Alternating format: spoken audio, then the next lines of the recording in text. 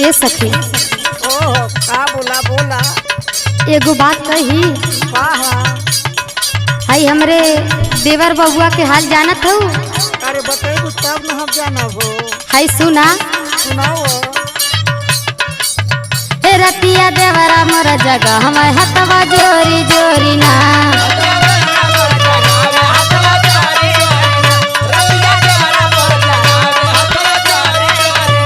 हे की जोरी जोरी ना हो की जोरी जोरी ना हो की जोरी जोरी ना रतिया देवरा मोर जगह हमें हथवा जोरी जोरी ना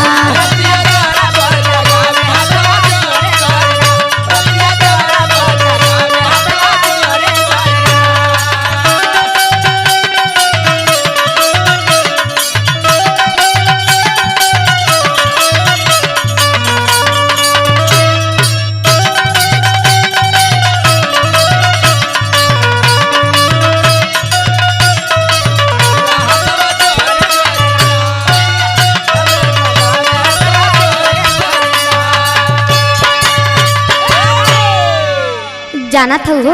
हाँ बता। हमार देवर बबुआ हमके बहुत माने ले। हो बताइए। हाँ बताओ।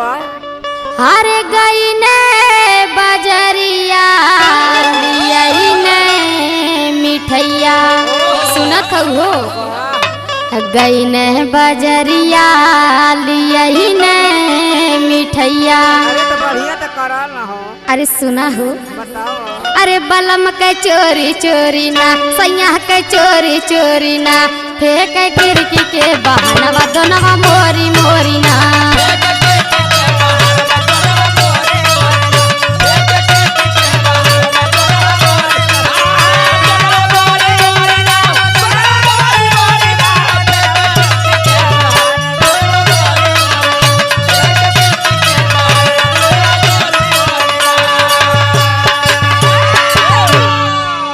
और जाना तो सखी जवन जवन कहिला हमार देवर बबुआ सब कुछ लावे ने। तुहार गोड़ो दबावत होई। अरे काहे ना हमार बात सुना। हे गई ने बजरिया लियही ने गेड़ुआ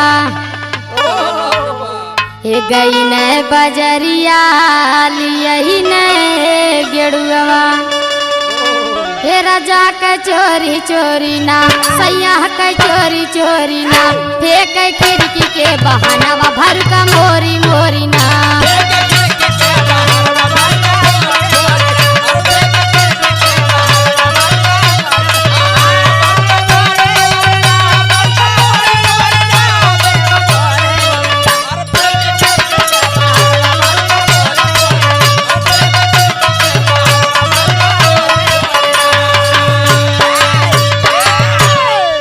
और जाना तो हाँ बोलो।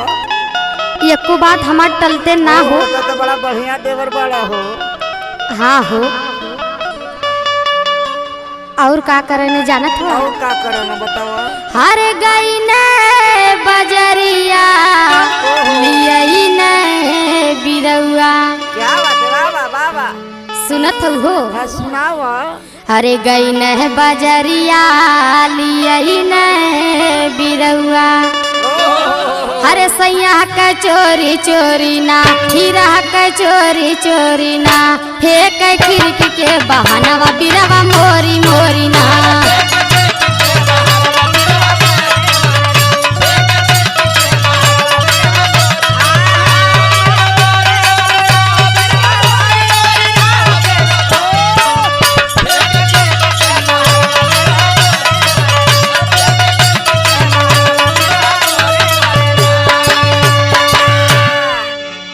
और जानत हो एक दिन तो उनसे काली ये देवर बबुआ हाई हमारे खटियावा टूट गयल बाटे हो।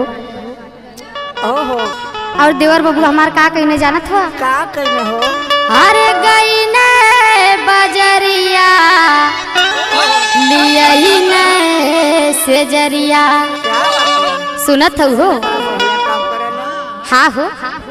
हरे गई ने बजरिया लियही ने सेजरिया हरे बलम के चोरी चोरी ना राजा के चोरी चोरी ना फेंक खिड़की के बहनवा तकिया मोरी मोरी ना